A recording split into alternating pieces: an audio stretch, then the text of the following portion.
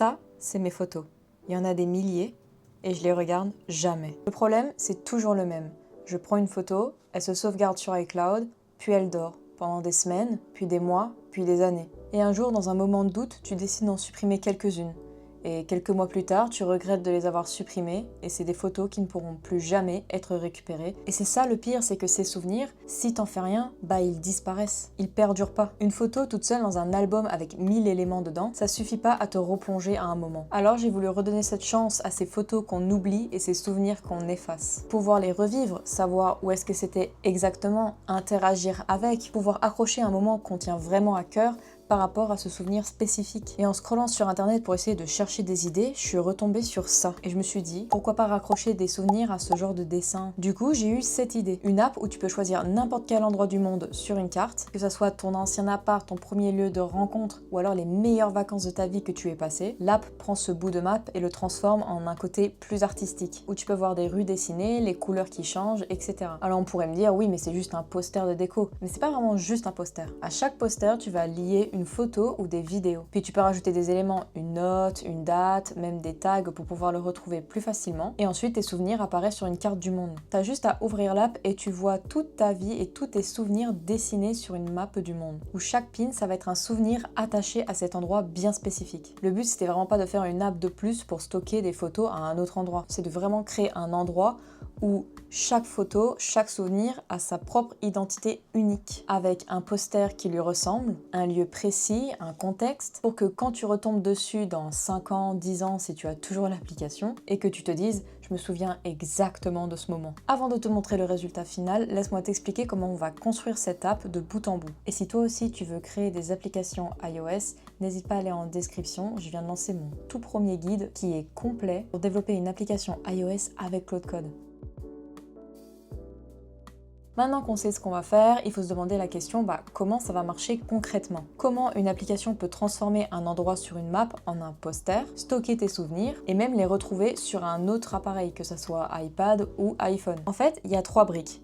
Tu as l'application sur ton iPhone, tu as un serveur, c'est un ordinateur quelque part qui reçoit tes données et les range, et tu as ta base de données. C'est l'endroit où tout est stocké. Et ces 3 briques communiquent entre elles via ce qu'on appelle une API. Et tu sais pas ce que c'est une API? T'en fais pas, je vais t'expliquer. Imagine un restaurant. Toi, t'es le client et t'es assis à ta table avec le menu. Ça, c'est ton iPhone. La cuisine, c'est le serveur. Et le frigo, avec tous les ingrédients, c'est notre base de données. Quand t'es dans un restaurant, tu commandes jamais au cuisinier. Tu vas commander au serveur. Alors pas le serveur du serveur, mais le serveur, cette fois-ci, le métier de serveur. À pas confondre avec les deux. Tu vas dire au serveur, par exemple, je veux une salade. Le serveur, il va prendre ta commande et il va aller voir le cuisinier pour faire ta salade. Le cuisinier, lui, ce qu'il va faire, c'est qu'il va regarder dans son frigo s'il a bien les éléments pour faire ta salade. Si oui, il la concocte. Puis ensuite, il la redonne au serveur qui te la redonne. Et si il ne peut pas, il va dire au serveur qu'il ne peut pas. Et le serveur te dira, le cuisinier, il peut pas. Dans une application, c'est exactement pareil. Ton iPhone ne passe jamais directement par la base de données. Ce qu'il va faire, c'est qu'il va envoyer sa commande au serveur. Le serveur va traiter.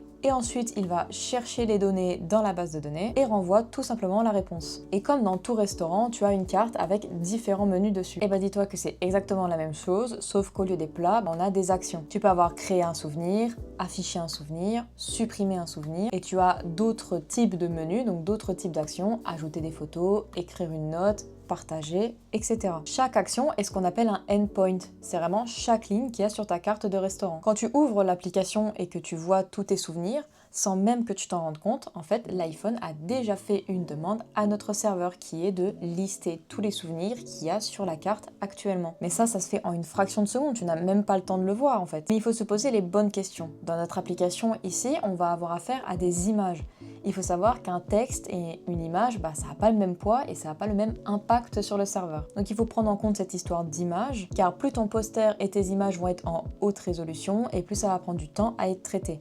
Donc ça, dans un coin de la tête. Donc quand tu crées un souvenir, l'app envoie tout ce souvenir avec toutes ses photos et toutes ces informations directement sur le serveur. Le serveur les range et crée automatiquement une version miniature de chaque image. Quand tu vas scroller dans l'application, en fait, elle va charger les miniatures, c'est pas la vraie photo. Donc tu comprends que cette partie, elle est ultra importante parce que c'est la partie invisible de l'application, ce que toi tu ne vois pas, mais c'est la partie la plus importante. Parce que si par exemple dans ta carte, on te propose un plat, qu'on le demande et qu'au final ça n'arrive jamais au cuisinier, bah tu ne vas jamais recevoir le plat que tu as demandé. Donc il faut faire ultra attention à tout ce que tu fais au niveau du serveur et donc de l'API qu'il y a derrière. Maintenant que tu comprends comment ça fonctionne plus ou moins en coulisses, je vais te montrer le résultat final de l'application.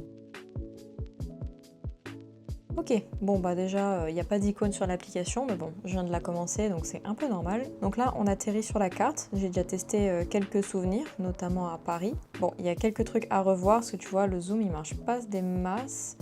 Bon là il marche plutôt bien, donc ok, c'est peut-être juste un petit bug. Donc en fait tu as un poster sur la vue de la carte qu'on peut aussi améliorer, mais bon, pour un début c'est pas mal. Et quand tu cliques dessus, tu vois ton poster avec tes informations. Bon, bien évidemment, si j'en prends un autre avec des photos, on voit bien qu'on a la photo juste en bas. Pour créer un souvenir, rien de plus simple, tu vas sur le petit plus en bas. Donc là, on passe sur sur une nouvelle map, donc là avec notre petit crosshair au milieu. Et par exemple, on va aller à Strasbourg, donc je vais zoomer. Voilà, on va se mettre dans la grande île, au niveau de la cathédrale. Je fais suivant. Donc là, on voit bien notre plan avec la cathédrale au milieu. Là, je vais pouvoir choisir différentes palettes de couleurs. J'aime beaucoup la coffee. Voilà, j'aime bien, ça fait vraiment un thème café. On a aussi le thème cerise qui est pas mal, donc on va prendre celui-là, tiens. Donc là, on a un titre par défaut, mais ça, je pense que je l'enlèverai plus tard dans l'application. Bon, vu qu'on est en mode debug, forcément, il y a quelques trucs qui passent pas, mais c'est pas grave. On va mettre Event Claude Code, vu que j'ai fait un événement Claude Code France à Strasbourg, qu'on a organisé avec les copains. Donc là, on voit que ça s'est mis à jour. On pourrait aussi modifier le pays en bas et mettre par exemple un sous-titre ou autre chose, parce que la note, c'est vraiment une note qui va être attachée un peu comme un journal intime. On peut ajouter un tag, donc on va mettre cc-france, on ajoute. Et là, on peut ajouter des photos. Donc moi, j'ai ajouté 2 photos que tu vois juste ici. Bon, oui, c'est pas des photos de ouf, mais j'ai fait que ça comme photo pour essayer. Donc là, j'appuie sur le bouton. Enfin, on voit bien que ça charge le poster plutôt. On a eu notre petit toast pour confirmer la création de notre poster. Donc maintenant, si je vais près de Strasbourg, je vois mon petit poster qui est juste là. Et je retrouve bien toutes les informations que j'ai pu associer avec ce poster. Bien évidemment, on a un onglet souvenirs où on va voir les souvenirs sous forme de cadre. Après, on peut améliorer en mettant déjà les bonnes tailles, ce serait déjà pas mal. Mais on a un super bon début ultra simple. Donc voilà pour la base de l'application. Bon, le plus dur, bien évidemment, c'est l'API qu'il y a derrière pour tout récupérer, fetcher, etc. On a aussi la capture de l'image par rapport à la taille de l'iPhone. Enfin bref, tu verras tout ça dans la vidéo où j'explique en détail. Mais voilà ce que ça donne. Bon, bien évidemment, dans une application qui est MVP, il y a beaucoup de choses à retravailler, mais le but là, c'était de créer une application et de l'envoyer sur l'App Store avec le minimum de fonctionnalités. Maintenant, je vais te montrer comment on construit tout ça, étape par étape. On commence par le cœur de l'application, comment transformer un lieu en un poster artistique. En gros, il y a 3 étapes. Tu as capturé la carte, la transformer avec un filtre et ensuite pouvoir composer le poster. Quand tu choisis un lieu dans l'application, il faut récupérer cette zone et la transformer en image. Et pour ça, j'ai utilisé l'outil qu'Apple donne qui s'appelle MapKit. C'est le même outil qui fait tourner Apple Maps sur ton iPhone. Et dedans, ils ont ajouté une fonctionnalité qui permet de capturer un endroit de la carte et de la transformer automatiquement en image. Donc toi, tu vas aller dire je veux cette zone avec ses coordonnées, et bien évidemment en haute résolution. Parce que si on a basse résolution, ça va pas être ouf pour notre poster. Et lui, il va te retourner une image propre de la carte, sans les boutons ni l'interface, et tu auras juste les rues dessinées, les cours d'eau, etc. Et ça va être la matière première de notre poster. Sauf qu'à l'étape là, c'est juste une carte qui est classique. Pour pouvoir la transformer en petite œuvre d'art, on va devoir créer des filtres et les mettre sur cette image. On commence par le plus simple, c'est le monochrome. Le principe du monochrome, c'est de prendre toutes les couleurs de la carte et tu les remplaces par une seule teinte. C'est assez élégant et minimaliste. Le contraste, c'est le plus graphique. Tu vas écraser en fait toutes les couleurs et n'en garder que, allez, on va dire deux. Du noir et du blanc ou du beige et du brun. Ça donne un look très affirmé et très poster. On a aussi le néon. C'est un filtre qui analyse d'abord l'image et qui va observer les contours qu'il y a sur cette même image, que ce soit les bords de rue, les limites de bâtiments, les rivières, etc. Et tu as le filtre pastel, c'est celui qui est le plus doux parmi les autres. On garde les couleurs de la carte, mais on les adoucit. Une fois que tu as ta partie de carte capturée et le filtre passé dessus, il reste à assembler le poster avec toutes les autres données qu'on a en main. Pour que le poster ressort bien, on prend un fond de la couleur de la palette qu'on a choisie. On place la carte filtrée au centre et en bas, on va ajouter le nom de la ville en majuscule et le pays en dessous ou le texte qui va être raccordé avec. Il faut savoir que le premier problème que j'ai rencontré, c'est justement avec le cœur de l'application. Au départ, quand je le faisais, il me mettait 500 mètres ou même 1 km à côté de la zone que je voulais cartographier. Le souci, c'est que l'iPhone, son écran, il est très allongé. Le poster ne prend pas toute la hauteur de l'iPhone, c'est juste un petit carré parmi l'écran. Quand l'app capture l'image, avant de la capturer, elle doit la recadrer. Le fait de recadrer et de changer de format, ça a décalé littéralement l'image de plusieurs mètres, voire même de kilomètres. La solution, ça a été de recalculer la zone de capture pour qu'elle puisse correspondre exactement au format du poster. On a notre cœur d'application et on a réglé notre problème de poster. Maintenant, il faut savoir où est-ce qu'on va la stocker. C'est là qu'intervient notre fameux petit serveur. Alors très rapidement, si tu connais pas le monde de développement iOS, il y a des langages, des outils, etc.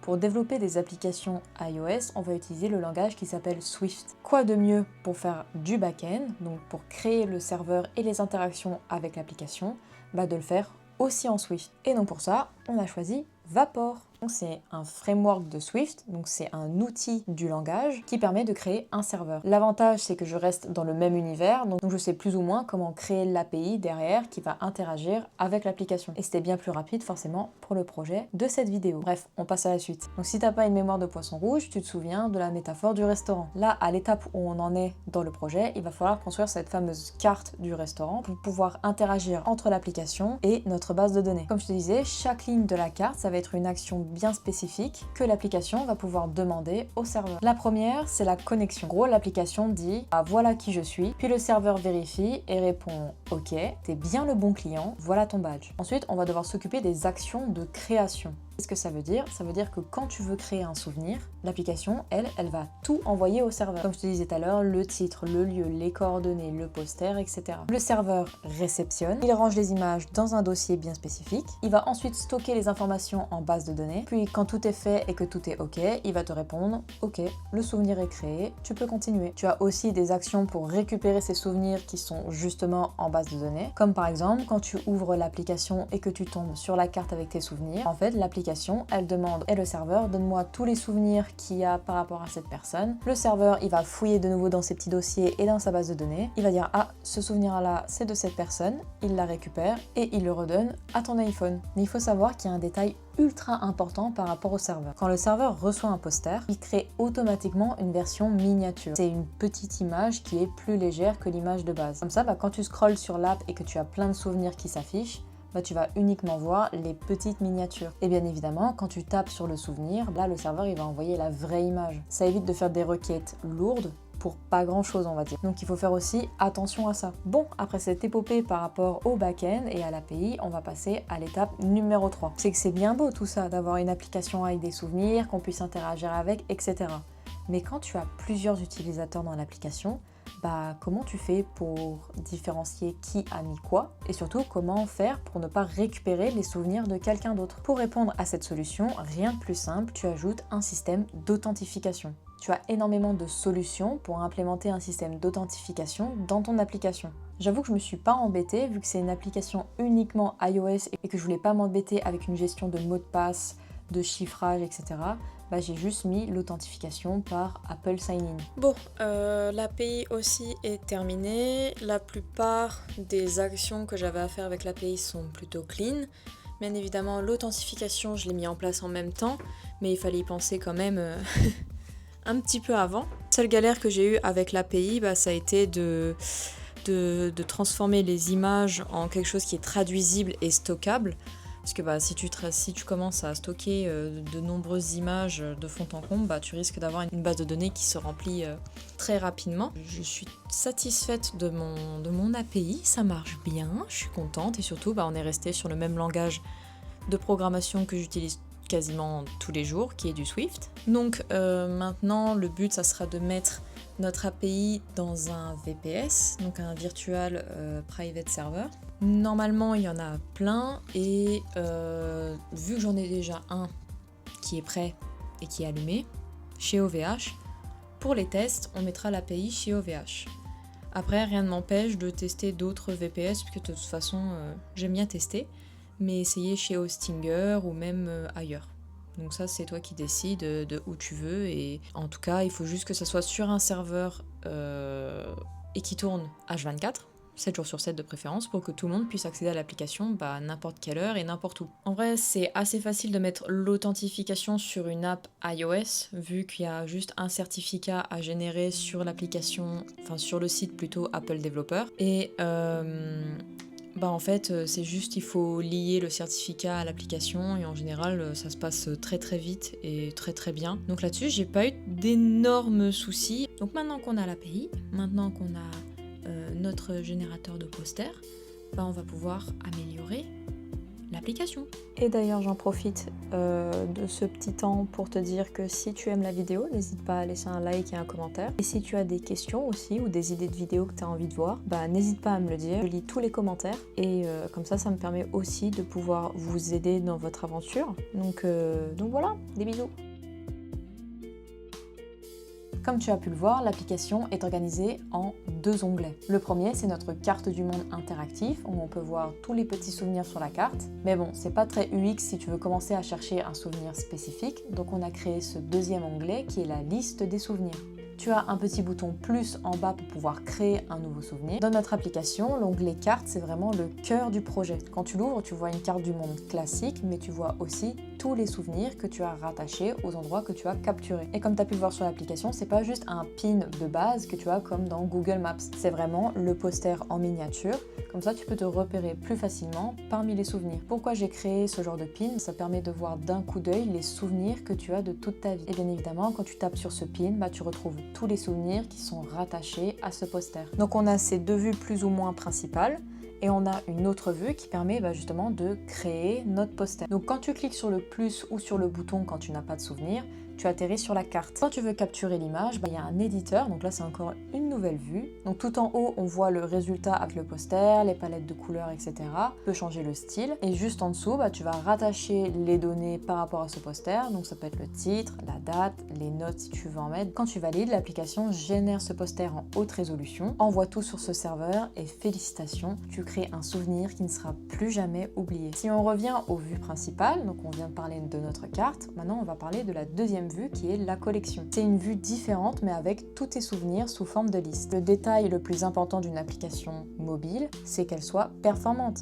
Si tu essayes de développer une application qui bug, il y a des boutons qui marchent pas, ça rame, c'est lent, en fait l'utilisateur va se frustrer, tu vas te frustrer et tu ne vas plus jamais utiliser l'application. À force de t'entraîner, tu prends l'habitude de ces petites choses-là et donc tu fais plus attention. En soi, on pourrait s'arrêter là. On pourrait dire que l'application est terminée, on pourrait la mettre sur l'App Store, être validée au bout de 2 semaines. Les développeurs savent de quoi je parle. Mais il va manquer quelque chose de crucial pour ton application. Tu as peut-être déjà remarqué, mais quand tu rentres dans certaines applications, tu as ce qu'on appelle un onboarding. L'onboarding, c'est quand tu vas ouvrir une application pour la première fois, on va te poser des questions, présenter le projet, etc. avant que tu puisses même accéder à l'application même. Il faut savoir que l'onboarding, ça va être la première impression de ton utilisateur par rapport à ton application. Si ton onboarding est moche, confus ou qu'il y a même trop de pages, l'utilisateur, comme toi, va aussi se frustrer et du coup, tu vas perdre l'utilisateur alors qu'il n'aura même pas cliqué sur le premier bouton de l'application. Et il faut savoir que Apple a des guidelines très strict dessus. Un onboarding doit montrer la valeur de l'application. Il doit être court. Donc bien évidemment, dans notre onboarding, j'ai pas fait énormément d'écrans, j'en ai fait 3. Le but de mon onboarding, c'est vraiment de pouvoir attacher la personne à l'application et lui montrer la vraie valeur que c'est de cartographier ses souvenirs. Mais il faut savoir que oui, le développement est assez simple en général, mais vraiment le plus dur, c'est de faire garder les utilisateurs sur ton application. Et si tu veux vraiment savoir comment transformer une idée en projet, je t'invite à regarder ma vidéo qui est juste ici. Et ben elle est vachement bien notre petite application, non? Elle est pas mal. Au début de cette vidéo, je te parlais de comment mes applications dormaient dans iCloud. Ces souvenirs qui s'effacent petit à petit et qui, au bout de certains temps, ne valent plus rien ou n'ont plus aucune valeur sentimentale. En fait, ta photo est devenue une image figée où le fait de replonger dans ce souvenir ne te procure plus rien. Mais grâce à cette application, ça leur redonne un peu une seconde vie où chaque lieu a son poster, son univers, ses photos et les éléments les plus importants par rapport à un souvenir auquel tu veux te rappeler. On est parti de rien, juste d'une idée, et on a construit l'application au complet. Vu que c'est un MVP, il y a énormément de choses à améliorer et il y a même d'autres idées à implémenter. Et si aussi vous voulez commencer à développer vos premières applications iOS et notamment avec l'IA, j'ai lancé mon premier guide qui vous accompagne étape par étape. Que vous soyez débutant ou que vous ayez déjà de l'expérience, je vous montre comment on développe une application iOS avec Claude Code, comme celle qu'on vient de construire ensemble. Le lien est dans la description. Merci en tout cas d'avoir regardé la vidéo jusqu'au bout. Si ça t'a plu, n'hésite pas à mettre un like et un commentaire. En attendant, je te retrouve dans une prochaine vidéo. On se becoffine plus tard. C'était Okip. Ciao ciao!